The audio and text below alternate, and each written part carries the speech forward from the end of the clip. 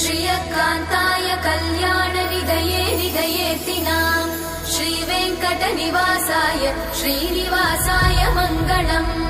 लक्ष्मी सविभ्रमालोकसुभ्रूविभ्रमचक्षुषे चक्षुषे सर्वलोकानां वेङ्कटेशाय मङ्गलम्।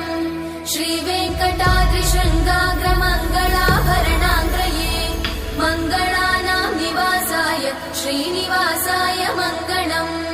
सर्वावयव सौन्दर्य सम्पदा सर्वचेतसां सदा सम्मोहनायास्तु वेङ्कटेशाय मङ्गलम्।